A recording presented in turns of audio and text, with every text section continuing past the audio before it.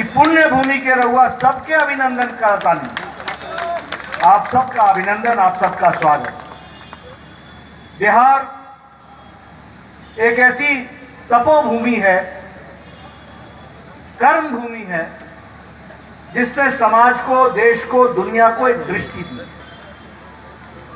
और सिर्फ मैं ये भाषण के लिए नहीं कह रहा हूं। हम महात्मा बुद्ध को याद करें,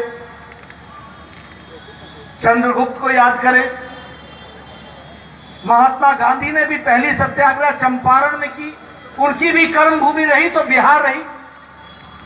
और आजाद भारत में अगर हम लोकनायक जयप्रकाश नारायण को याद करें तो ध्यान में आता है कि आजाद भारत में भी प्रजातंत्र को मजबूत करने का और कांग्रेस का वैकल्पिक सरकार देने का अगर किसी ने बीड़ा उठाया तो संपूर्ण क्रांति के नाम पर लोकनायक जयप्रकाश नारायण ने उठाया। इस बात को हमको समझना चाहिए। इसलिए मित्रों, ऐसी धरती को और ऐसे धरती के सपूतों को कुछ मैं अपनी ओर से कहूं, इसकी कोई आवश्यकता नहीं है। आप सब जागृत प्राणी हैं, आपने सब कुछ देखा है, और मैं तो ये गौरव के साथ कह सकता हूं कि मैंने तो बहुत कुछ सीखा है, तो वो बिहार से सीखा है, बिहार की पावन धरती से सीखा है, ये मैं कह सकता हूं। और फिर मैं कहूंगा, कहने के लिए नहीं, यहां बक्सर आया। जब मैं छोटा था तो मेरे घर पर कैलाशपति मिश्रा जी आया था, और मैं अपने पिताजी से पूछा करता था कि पिताजी ये क्या करते हैं, घूमते रहते हैं, घूमते रहते हैं। बुद्धि छोटी थी तो हमारे पिताजी ने कहा कि बेटा ये समाज का काम करते हैं, अच्छे लोगों को इकट्ठा करते हैं और अच्छे नेता बनाने का काम करते हैं, ये इनका काम है। ये बचपन में मुझे याद है। 1974 में मैं 10वीं का विद्यार्थी था। जयप्रकाश नारायण का आंदोलन चरम सीमा पर था। 18 मार्च, विधायक उस समय इस्तीफा देने की बात हो रही थी। उस समय लालमुनि चौबे के नेतृत्व में हमारे 7 या 8 जनसंघ के एमएलए थे या 12 थे, सबने इस्तीफा दिया था। लालमुनि चौबे उसमें आगे आए थे, ये भी हमको ध्यान है।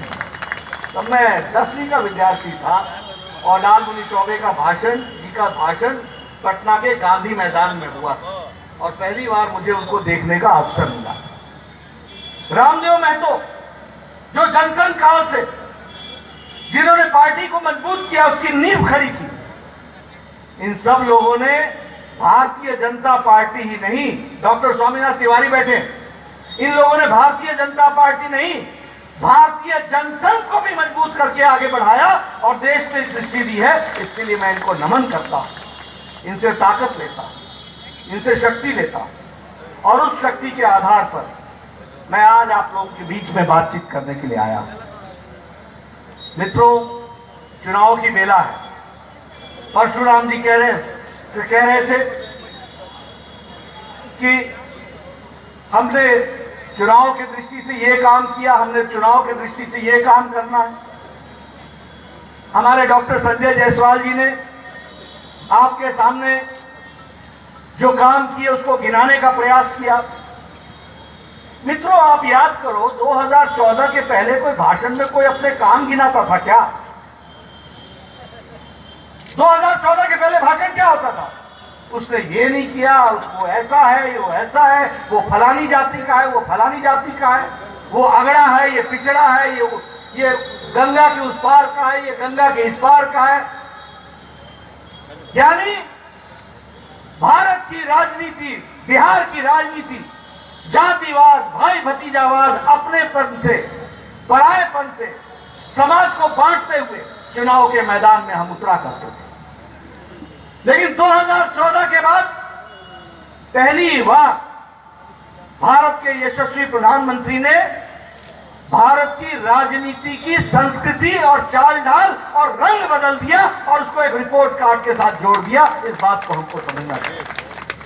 आज कोई भी आता है तो वह रिपोर्ट कार्ड की उसको बात करनी पड़ती है, काम के आधार पर वोट मांगना पड़ता है।